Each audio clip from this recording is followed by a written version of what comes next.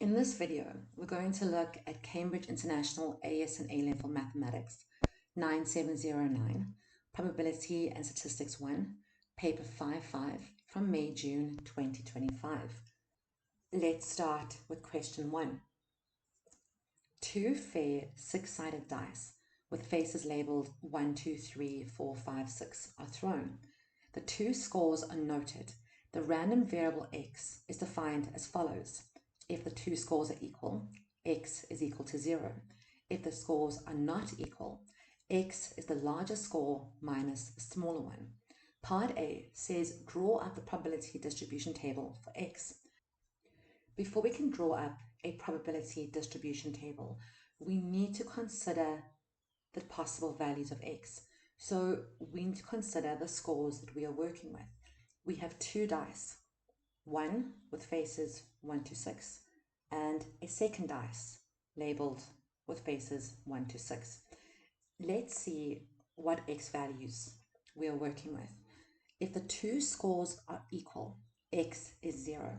If the scores are not equal, x is the larger score minus the smaller one. So all we have to do to find the values of x, I'll subtract the larger scores from the smaller one. Let's start with a label of 1. 1 minus 1 is 0. 2 minus 1 is 1. 3 minus 1 is 2. We have 3, 4, and 5. Let's do this for a 2 on our second dice. 2 minus 1 is 1. 2 minus 2 is 0. 3 minus 2 is 1. 4 minus 2 is 2. 3 and 4. Then we have 3 on our second dice. 3 minus 1 is 2. 3 minus 2 is 1. 3 minus 3 is 0. 4 minus 3 is 1. 2 and 3. Now 4 on our second dice. We have 3, 2, 1, 0, 1, and 2. 5 on our second dice. 4, 3, 2, 1, 0, and 1. And finally 6 on our second dice. 5, 4, 3, 2, 1, and 0. These values are our possible values for x. We have 6 values in a row, 6 rows, so we have a total of 36 x values. Our values range from 0 to 5.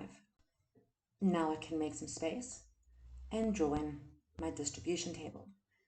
In the top row, I have x, and the bottom row, probability that x is equal to x. I'm considering x values from 0 to 5. So 0, 1, 2, 3, 4, and 5. Now we can look at the probabilities. Let's go back over here. Let's start when x is 0.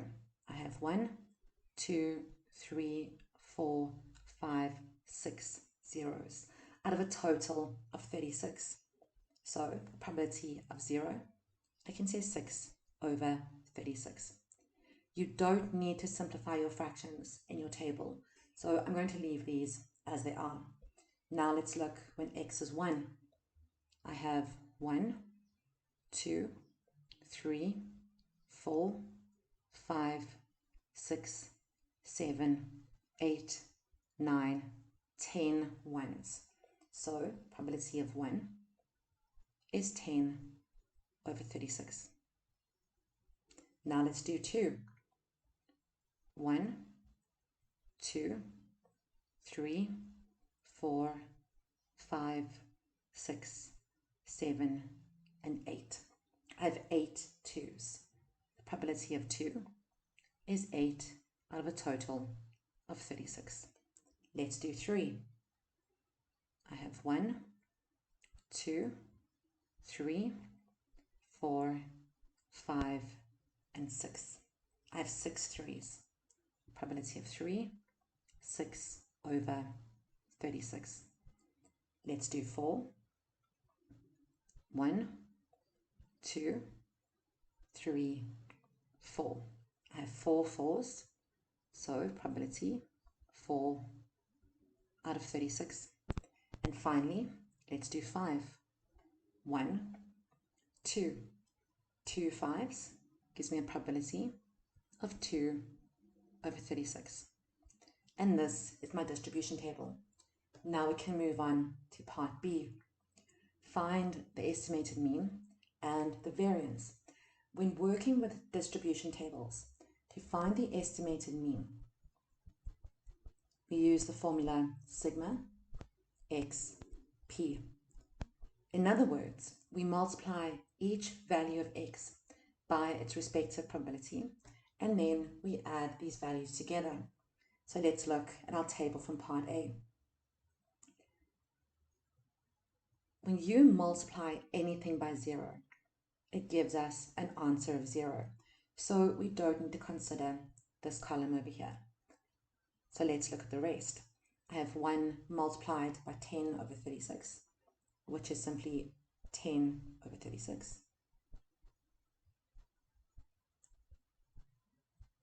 Then I have 2 and 8 over 36. So this becomes 2 multiplied by 8 over 36. For my 3's, I have 6 over 36. It becomes 3 multiplied by 6 over 36. 4 and 4 over 36. So plus 4 multiplied by 4 over 36. And finally, 5 and 2 over 36. So plus 5 multiplied by 2 over 36. Now, because all our denominators are the same, in order to calculate this, all we need to do is multiply and add the numerators. So I'm going to take my calculator. I could say 10 plus 2 times 8 plus 3 multiplied by 6 plus 4 multiplied by 4 plus 5 multiplied by 2 is equal to 70. So my estimated mean is 70 over 36. Now I can find the variance. Let's make some space. To find the variance in a normal distribution table, we say e x squared minus e x squared.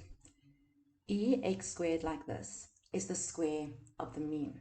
And we now know that the mean is 70 over 36. I'm going to write that up here. To find e x squared, we say sigma x squared multiplied by p. And we do the same thing as we've just done for the mean, except now we square our x values. So let's go back to the table. Again, 0 squared is still 0, so we don't need to consider this column. 1 squared is 1, so I have 1 multiplied by 10 over 36 plus 2 squared is 4, so I have 4 multiplied by 8 over 36 plus 3 squared, which is 9, multiplied by 6 over 36. 9 multiplied by 6 over 36. 4 squared is 16, so I get 16 multiplied by 4 over 36. And 5 squared is 25. This becomes plus 25 multiplied by 2 over 36. Again, our denominators are the same. So all we need to do now is multiply and add the numerators. So I'm going to take my calculator. I can say 10 plus 4 multiplied by 8 plus 9 multiplied by 6 plus 16 multiplied by 4 plus 25 multiplied by 2 is equal to 210. So I get an answer of 210 over 36. Now, to find the variance, I can say variance is equal to 210 over 36 minus the mean squared, 70 over 36 squared. Take my calculator, 210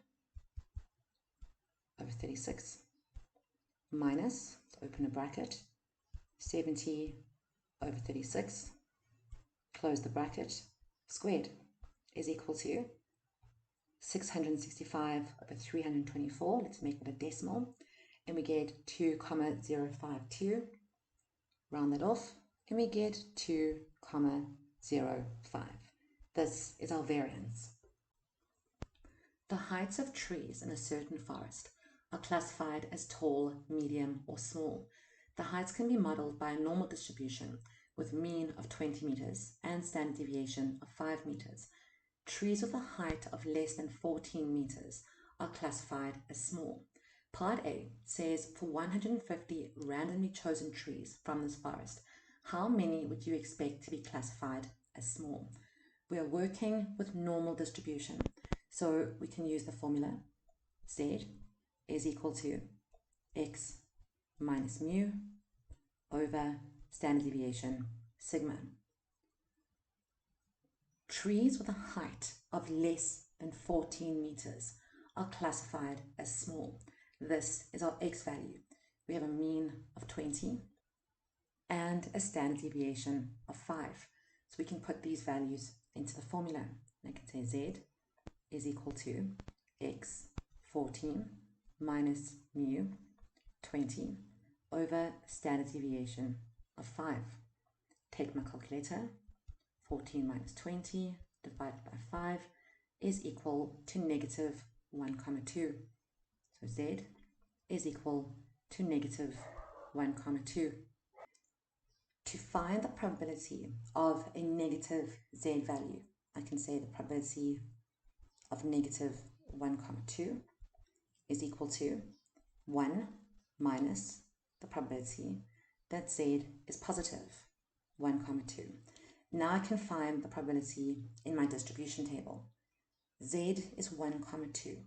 When a Z value only has 2 digits, we use the first column. So we get 0,8849.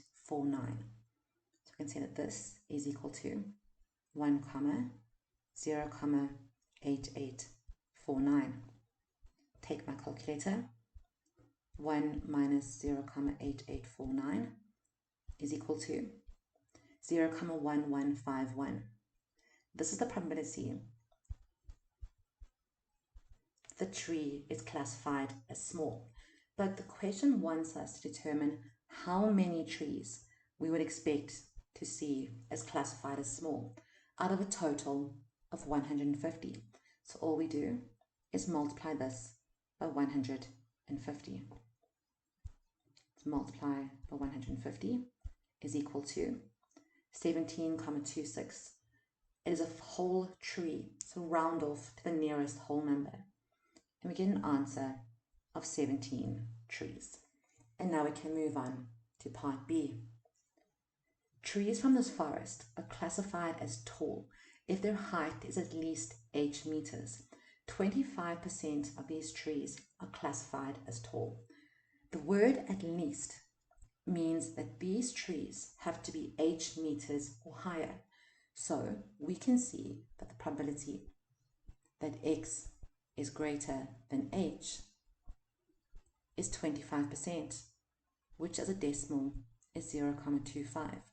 But when working with normal distribution, we look at values smaller than something. So in this case, we can see probability that x is smaller than h is equal to 1 minus 0,25, which gives us 0,75. This is our probability. And we can use this to find a possible value of z. So let's look at our distribution table. We need 0,75. And the closest we can find is 0,7486. This tells us that Z will be 0,67. 0,67. We need to add 14 to this to get 0,75. And over here, we don't have 14. We have 13 and we have 16. Add the closest value, which in this case is 13. So I need to add 4 to my Z value, and I get 0,674. Let's make a note of this over here, that Z is equal to 0,674. We're working with normal distribution. So we're going to use the formula Z is equal to X minus mu over standard deviation. Z is 0,674. Let's put that in here. 0,674 is equal to, our X value is the height of the tree, H. Let's put H in here. Mu is still 20, so I can say minus 20 over standard deviation, which is still 5. And to solve for H, let's rearrange the equation. I'm going to have 0,674 multiplied by 5 is equal to H minus 20. Let's move 20 to the left. 0,674 multiplied by 5 plus 20 is equal to H. Now I can take my calculator. 0,674 multiplied by 5 plus 20 is equal to 23,37. Let's round off to 3 significant figures, and we see that H is equal to 23,4 meters. Question 3 says, in a certain large school, on average, 2 pupils in 5 have music lessons. A random sample of 80 pupils from the school is chosen. Part A, use an approximation to find the probability that fewer than 27 pupils have music lessons. Approximation shows us that we need to convert binomial distribution to normal distribution. When working with binomial, we need a value for n, for p, and for q. So let's start here. N is the random sample, which in this case is 80. So I can say that n is equal to 80. P is our probability. The question tells us that 2 pupils out of a total of 5 have music lessons. So P is equal to 2 over 5. Q is our complement. So Q is equal to 3 over 5. We need to use normal distribution. So we're going to use the formula Z is equal to X minus mu over standard deviation sigma. To find mu, we use NP. In this case, N is 80 multiplied by P, 2 over 5, and we get 32. This is our value of the mean. To find standard deviation sigma, we use NPQ under a square root. I'm going to take my calculator. N is 80 multiplied by P, 2 over 5, multiplied by Q, 3 over 5, is equal to 19,2. Because I already have a decimal, I'm not going to square root. So instead, I'm going to write this as 19,2 under a square root. Then I don't have massive decimals to work with. I have mu, I have sigma, but I still need x. The question is asking us to find the probability that fewer than 27 pupils.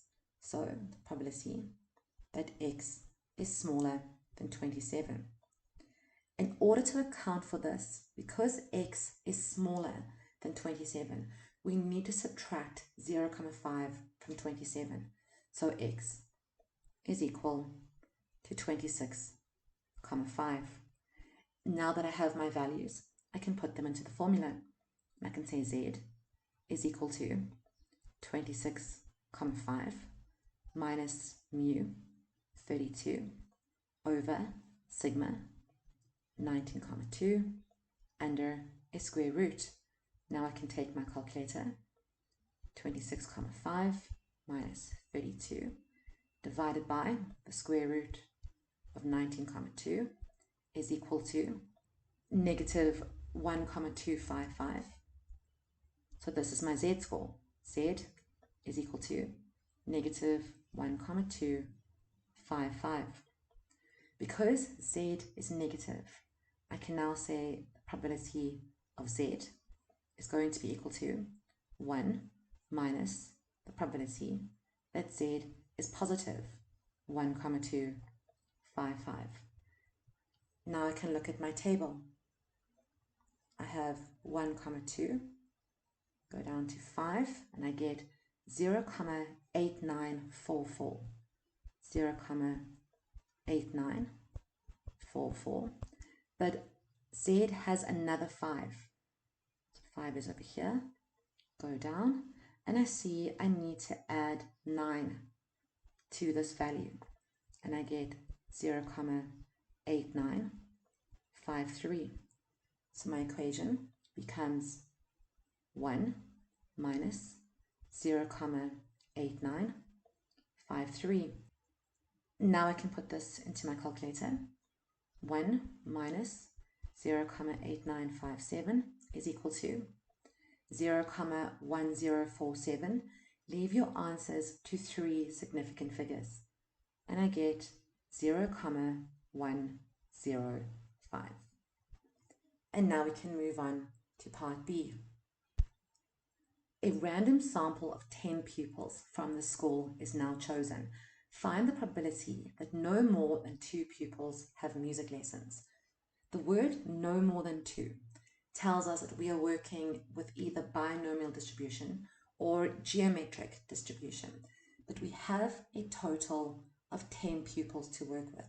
So this is binomial. So we're going to use the formula NCR multiplied by P with an exponent of R multiplied by Q with an exponent of N minus R. N is our sample, so N is 10. So N is 10. P is still 2 over 5. Because I need to use my calculator, I'm going to write P as a decimal, 0,4, which means that Q is now 0,6. The question asks us to find the probability that no more than 2 pupils, which means that X has to be smaller than or equal to 2. This means that we are looking for the probability that X is equal to 0, 1, or 2. These are our values. So now we can substitute these into the formula. Let's start when R is 0. So I can say 10 C0 multiplied by P, 0,4 with an exponent of 0, multiplied by Q, 0,6 with an exponent of 10, plus, now we can substitute 1. We get 10 C1 multiplied by 0,4, exponent of 1, multiplied by 0,6 with an exponent of 9, plus 10 C2 multiplied by 0,4 with an exponent of 2, multiplied by 0,6 with an exponent of 8. Now, before you put this into your calculator, let's tidy it up a little bit. When working with NCR, if R is 0, then NCR is 1, which means this is 1. Any value with an exponent of 0 is 1, which means here we have 1 multiplied by 1 multiplied by 0,6 with an exponent of 10. So I can leave this as 0,6 with an exponent of 10 plus 10C1. When R is 1, NCR is N. So now we have 10 multiplied by 0,4 multiplied by 0,6 with an exponent of of 9 plus 10c2 multiplied by 0,4 squared multiplied by 0,6 with an exponent of 8. And now I can put this into my calculator. I can say 0,6 with an exponent of 10 plus 10 multiplied by 0,4 multiplied by 0,6 with an exponent of 9 plus 10c2 multiplied by 0,4 squared multiplied by 0,6 with an exponent of 8 is equal to 0,167 and so on, round off to 3 significant figures, and we get 0,167. This is our answer. Students applying to Drydale College take an entrance test. A student is either accepted or rejected or required to take another test with probabilities 0,3, 0,2, and 0,5 respectively. When a student takes a second test, the outcome and probabilities are exactly the same as for the first test. A student who has to take a third test is accepted with probability 0,25 and rejected with probability 0,75. Part A says draw a tree diagram to illustrate this information, showing all probabilities. Students can take up to 3 tests. So let's start here. We need space for test 1, for test 2, and for test 3. For test 1, a student can be accepted, rejected, or required to take another test. So for test 1, we need 3 branches. Let's label this A for accepted, T for take another test, and R for rejected. If a student is accepted or rejected, that is where their story ends. They are not eligible for another test. So when considering test 2, we only draw branches from T over here, because these are the students eligible for trying another test. When it comes to test 2, a student can be accepted, rejected, or required to try again. So again, we need 3 branches for test 2. Let's say that this is A for accepted, T for take another test, and R for rejected. Again, only students who are required to take another test move on to test 3. But in test 3, they can only be accepted or rejected.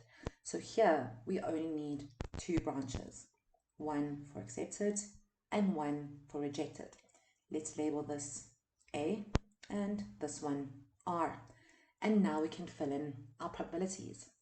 The question tells us that a student is either accepted, rejected, or required to take another test with probabilities 0,3, 0,2, and 0,5 respectively.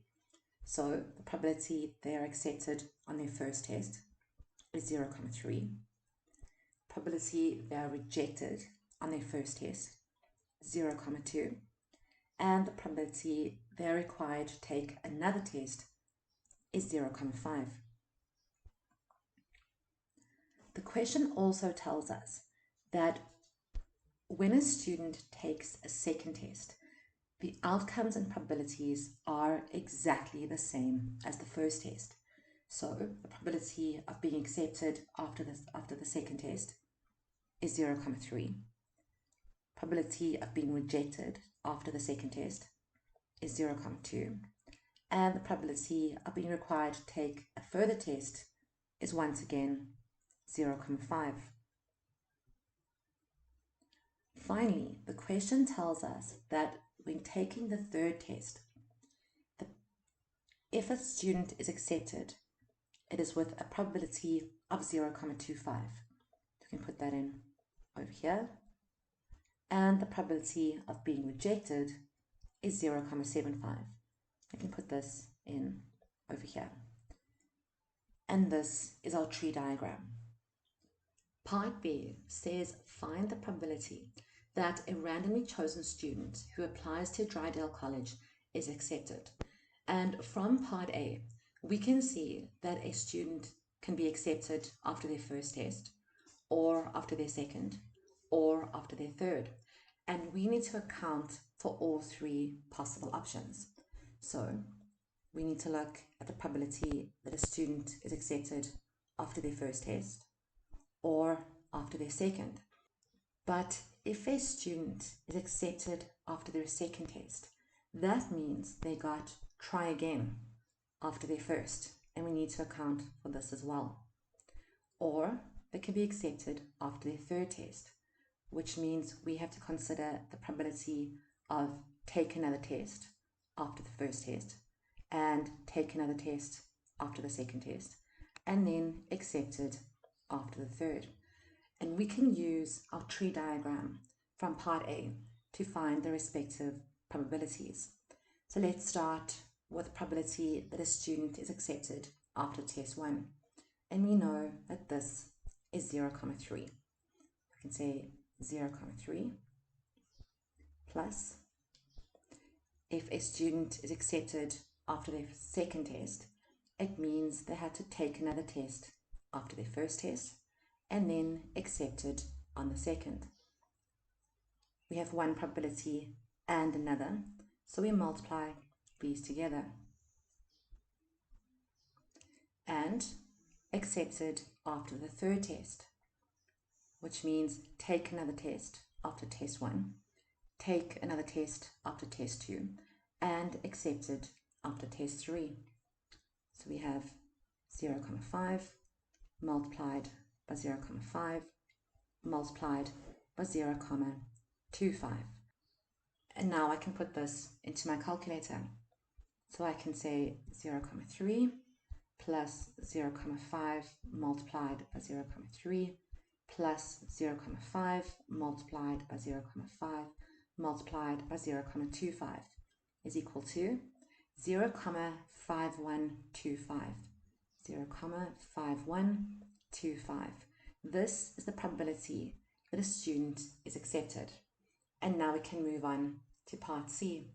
Find the probability that a randomly chosen student who applies to Drydale College takes at least 2 tests, given that the student is accepted. The word given shows that we are working with conditional probability, and we can use the formula, probability of B given A is equal to probability of B and A all over the probability of A. In this case, we have the probability that a student takes at least 2 tests given, so 2 tests, let's say 2T, given the student is accepted, let's say A. And this is now equal to the probability the student takes 2 tests and is accepted all over the probability the student is accepted. Now in part B, we just found that the probability that a student is accepted is 0,5125. I'm going to make a note of this over here. Probability of accepted is equal to 0,5125. So now all we need to do is find the probability that a student takes at least 2 tests and is accepted. At least 2 tests means the student takes 2 or more tests. So in this case, we can see that we cannot consider students who are accepted on their first test. They had to take another test after test 1 and then be accepted on their second test, or take another test on test 1 and take another test on test 2 and then be accepted after the third test. So let's look at the respective probabilities. And we can use our tree diagram from part A. Probability of taking another test from test 1, 0,5, and accepted after test 2, 0,3. So I can say 0,5 multiplied by 0,3. Or, so we're now going to add, take another test after test 1, take another test after test 2, and accept it after test 3. So I get 0,5 and 0,5 and 0,25. Now I can take my calculator, 0,5 and 0,3 plus 0,5 and 0,5 and 0,25 is equal to 0,2125. Let's make a note of this over here. 0,2125. This is the probability that a student takes 2 tests and is accepted. Now that I have both of these values, I can put them into my formula. Probability that a student takes 2 tests and is accepted, 0,2125, over the probability a student is accepted, 0,5125. Take my calculator, 0,2125 divided by 0,5125 is equal to 0,41463. Round off to 3 significant figures, and I get an answer of 0,415. Part D says 3 friends apply to Drydale College. Find the probability that all 3 are rejected. Now, when it comes to applications, a student cannot take another test forever. They will either be accepted or rejected at one stage or another. And in Part B, we just found that the probability that a student is accepted is 0,5125. A student is accepted or rejected, which means the probability that a student is rejected has to be the complement. So I can say 1 minus 0,5125. Take my calculator. 1 minus 0,5125 is equal to 0,4875. This is the probability that one student is rejected. But this question is asking us to find the probability that all 3 friends are rejected. That means that student 1 and student 2 and student 3 are all rejected, which means we need to multiply this probability by itself 3 times. And to make it easier, we just give it an exponent of 3. Now I can take my calculator. I already have 0,4875. Let's give this an exponent of 3 is equal to 0,11585. Round off to 3 significant figures, and I get my final answer as 0,116. Question 5 says the smarts and the teasers are 2 quiz teams that each contain 11 members. Both complete a puzzle, and the following table gives the times taken in minutes by the members of each team. Part A represents information in a back-to-back stem and leaf diagram with smarts on the left-hand side. Now, it is easier to draw a stem and leaf diagram when your data values are in ascending order. So the first thing we need to do is to rearrange these numbers for each team. Let's start with the smarts.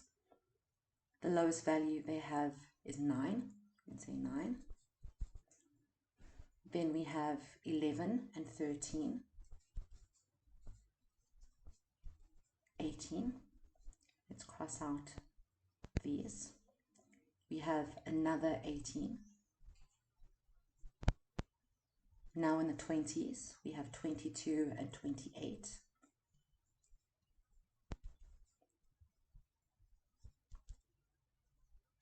We have 29 and 30.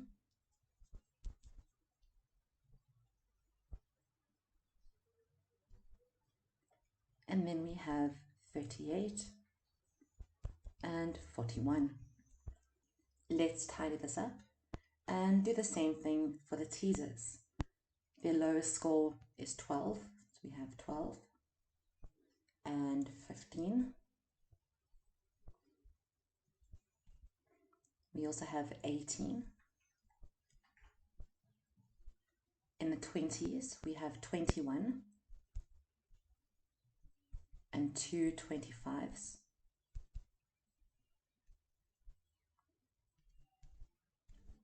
In the 30s, we have 32. We have 36, 37, and 2 values of 39. And now we can draw our diagram. The question tells us to draw the information for the smarts on the left-hand side. So let's start with a heading for the smarts on the left and the teasers on the right. Out of all of these data values, the lowest is 9 and the highest is 41. So in our middle column, we're going to have values between 0 and 4. And now we can fill in our numbers. Let's start with the smarts. We have a single digit of 9, so that will go here. For the tens column, we have 11, 13, 18, and 18 again. For the 20s, we have 22, 28, and 29. For the 30s, we have 30, so over here we can put a 0, and 38, and then our final value of 41. Now let's do the same thing for the teasers. The lowest score is 12, so we have 2, 15, and 18. In the 20s, we have 21, 25, 25 again. For the 30s, we have 32, 36, 37, and 2 39s. When drawing a stem and leaf diagram, don't forget to include your key. This tells your marker exactly what you're trying to say. So in this case, I'm going to say the key of 221 shows 22 for the smarts and 21 for the teasers. Part B says for the teasers, the values of the lower quartile, median, and upper quartile are 18, 25, and 37 minutes respectively. On a single diagram, draw box and whisker plots for the two teams. In order to draw a box and whisker plot, we need the lowest value, the lower quartile, the median, the upper quartile, and the higher value. So before we can draw our plots, we need to make some notes about the teasers and about the smarts. Now the question gives us the lower quartile, median, and upper quartile for the teasers, but we still need the minimum and maximum values. And we can use the stem and leaf diagram that we drew in part A to find these values. We can see that for the teasers, the lowest value is 12 and the highest value is 39. And we can make a note of this over here. Now we need all 5 values for the smarts. So let's start with the minimum and maximum. The smarts have a minimum value of 9 and a maximum value of 41. So let's make a note of this. Now we need Q1, Q2, and Q3. Let's start with the median Q2.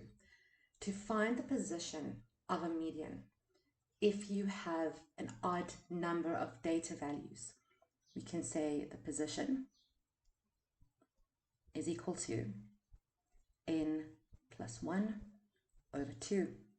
In this case, n is 11, plus 1 gives us 12, divided by 2 gives us 6. That means that in ascending order, the median will be the 6th term. 1, 2, 3, 4, 5, 6. The median is 22. So let's make a note of this over here. We still need Q1 and Q3. So let's go back to our stem and leaf. When looking for Q1 and Q3, we do not include the median in our data values. But now we had 11 data values. We used 1, which means we're left with 10. 5 on either side of the median. And the middle value of 5 digits is the third one. So let's count 3. 1, 2, 3. And we can see that Q1 is 30. Then on the other side of the median, we count 3. 1, 2, 3. And we see that Q3, the upper quartile, is 30. So let's make notes of these as well. We need to draw 2 plots on our graph. So let's divide the graph in 2. When drawing a box and whisker plot, we need to be able to show the values along the x-axis. In this case, the lowest value is 9 and the highest is 41. So let's draw values between 0 and 45 at intervals of 5 along the x-axis. And now we can plot our points. Let's start with the teasers at the top. We have a minimum value of 12. That will sit around there. We have a maximum value of 39. That sits about here. The question tells us that the lower quartile is 18. Let's plot this point. The median is 25. Let's plot that point. And the upper quartile is 37. I can plot this point. Now I can draw my box, draw in my left tail and my right. I need to show my marker which team this graph applies to. So I'm going to label this graph as teasers. Now let's look at the data for the smarts. We have a minimum value of 9. So let's plot this over here. A maximum value of 41. You can plot this around here. We have our Q2 median, 22. Let's plot that. Q1, the lower quartile, is 13. Let's plot this over here. And the upper quartile, Q3, is 30. You can plot this as well. Now I can draw my box. Let's draw in my left tail and my right tail. And I can label this graph for the smarts. Part C says make 2 comparisons between the times for the 2 teams. And you can make any comparisons as long as you can justify them. But the easiest way is to look at the box and whisker plot we drew in part B. The median Q2 gives a lot of information about the team. Here we can see that the median for the smarts is lower than the median for the teasers, which means that as one of our statements, we can say the smarts are quicker. We can also look at how wide the box for each team is. The more narrow the box, the more consistent the data is. So as our other comparison, I'm going to say that the smarts are more consistent. Question 6 tells us that a dance club has 12 members made up of 7 men and 5 women. Every Monday, a team of 4 is chosen at random to represent the club in a competition. Part A, find the probability that on a particular Monday, the team consists of 1 man and 3 women. To find the probability, we need to find the number of combinations of possible teams that consist of 1 man and 3 women, and then we divide by the number of combinations we could have when there's no restriction. So let's start with no restriction, and I'm going to say without restriction. We need to create a team of 4 out of a total of 12 members. So I can simply say 12C4. Take my calculator. 12 C4 is equal to 495. This is the total number of possible teams we could have. But this question wants a team of 1 man and 3 women. I can say 1 man and 3 women. We have 7 men and 5 women. For the man in the team, we have a total of 7 men. So I can say 7C1. And out of 5 women, we can only choose 3. We can multiply this by 5C3. When you have an R value of 1, NCR is N, which means that this is 7. So I can say 7 multiplied by 5C3 is equal to 70. So the probability has to be 70 over 495. And this will simplify to 14 over 99. And now we can move on to part B. Every Tuesday, the Darts Club chooses 3 teams of 4. Each team enters a competition in a different town. In how many different ways can the teams be chosen if there are no restrictions? We have 3 teams. Team 1 consists of 4 people. Team 2 consists of 4 people. And Team 3 consists of 4 people. I have a total of 12 members and there are no restrictions. So for my first team, I've got 12 people and I can only choose 4. Once those 4 are chosen, I have 8 left. So for team 2, out of a total of 8, I can only choose 4. Once those 4 have chosen, I have 4 left, and those 4 will be chosen for team 3. I have team 1 and team 2 and team 3. So I need to multiply these together. Remember that when working with NCR, if N and R are the same value, then NCR is 1. So in this case, all I need to do is multiply these 2 values together. So I can take my calculator. I can say 12C4 multiplied by 8C4 is equal to 34,650. 34,650. This is my answer. Part C says in how many ways can the teams be chosen if each team must contain at least 1 man and at least 1 woman. Now, the best way to tackle this question is as realistically as possible. So let's start with our 3 teams. We have team 1, team 2, and team 3. Each team must have at least 1 man. So let's put a man in team 1, a man in team 2, and a man in team 3. It must also include at least 1 woman. Let's put a woman in team 1, a woman in team 2, and a woman in team 3. Out of 7 men, we are now left with 4.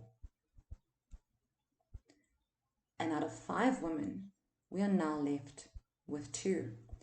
And many students think, well, with these 6 people, there are numerous combinations that we need to account for. But there are only 2 women. This means that we can put both of these women in the same team, or we can put them in different teams. So let's allocate these 2 women to a team. I'm going to put both of them in team 1, and then let's call this option 1. I want to do an option 2, the man and 1 woman. Let's put a second woman into team 1 and a second woman into team 2. Now team 1 is full. We have 2 spaces for team 2 2 for team 3. For our second option, we have 1 for team 1, 1 for team 2, and 2 for team 3. Now all we need to do is fill in the men. I can put 2 men over here and 2 men over here for option 1. And for option 2, I can put a man over here, 1 over here, and 2 over here. These are the only ways that we can create teams that have at least 1 man and at least 1 woman. And now we can look at our calculations. Let's start with option 1. We started with a total of 7 men, but for team 1, we're only placing 1 man. I can say 7C1, and our 3 women out of a total of 5. So 5C3. Now we can look at team 2. Remember, this is team 1 and team 2 and team 3. So we're multiplying all of our values together. We had 7 men. We placed 1, so we're left with 6. Out of those 6, we need to place another 3.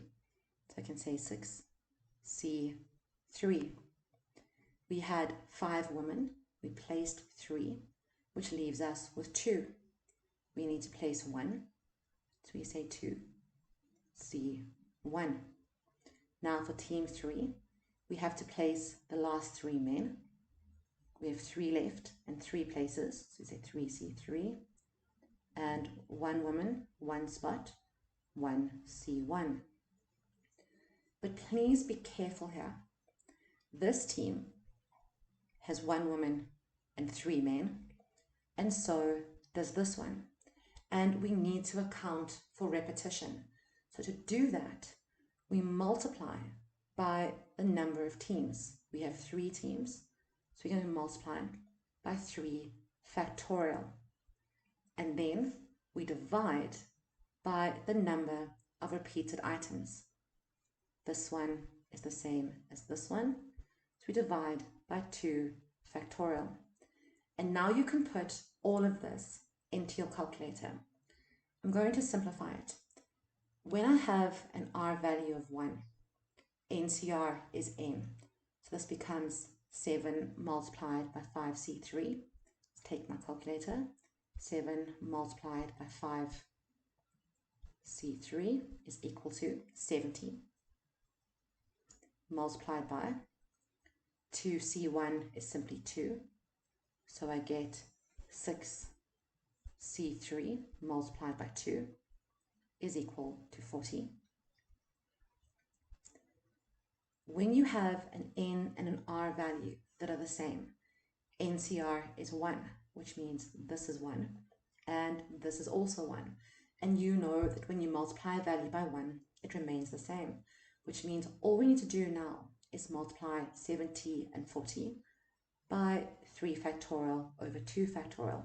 So I'm going to say 70 multiplied by 40 multiplied by 3 factorial over 2 factorial is equal to 8,400. This is the number of combinations in option 1. So I want to make some space. I'm going to make a note that for option 1 we have 8,400 combinations, and now I can calculate the combinations for option 2. Out of a total of 7 men, I have space for 2 in team 1. This becomes 7C2. Out of a total of 5 women, I have space for 2. I can multiply by 5C2. Then for team 2, I've already used 2 men. I have 5 left. I have space for 2, so I can say 5C2. Out of 5 women, I've already placed 2. I have 3 left. I can say 3C2. When I place for team 2, I'm going to have 3C3 and 1C1. And I know that both of these values are equal to 1. So I don't need to account for team 3. But the one thing I do need to account for are possible repeated groups. Team 1 has 2 men and 2 women, and team 2 has 2 men and 2 women. So again, I'm going to multiply by 3 factorial and divide by 2 factorial. I can say 7c2 multiplied by 5c2 multiplied by another 5c2 multiplied by 3c2 multiplied by 3 factorial divided by 2 factorial is equal to 18,900. This is the number of combinations I have for option 2. But remember, I can use option 2 or I can use option 1. So now I need to add these values together. I have 18,900 in my calculator, and I can add 8,400 is equal to 27,300. And this is my answer. Part D says the 7 men stand in line for a photograph.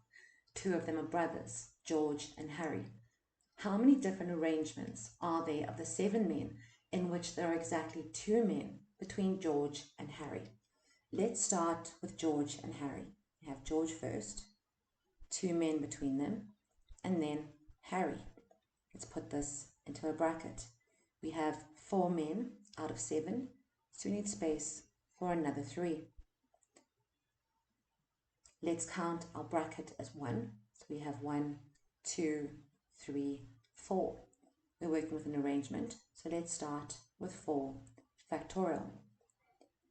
We have 7 men in total, and we've placed George and Harry, which leaves us with 5. Of those 5 men, we only have spots for 2 men between George and Harry, which means now we multiply by 5c2. The men are standing in a line, but George and Harry need to have 2 people between them, but they don't necessarily have to stand where they are. That means we can have George first and Harry second, or Harry first and George second, which means we multiply by 2 factorial. The men between them also don't need to be standing exactly where they are. They can switch positions as well. So again, multiply by 2 factorial. Now I can put all of this into my calculator. I have 4 factorial multiplied by 5c2 multiplied by 2 factorial multiplied by 2 factorial again is equal to 960. There are 960 different ways that these men can stand.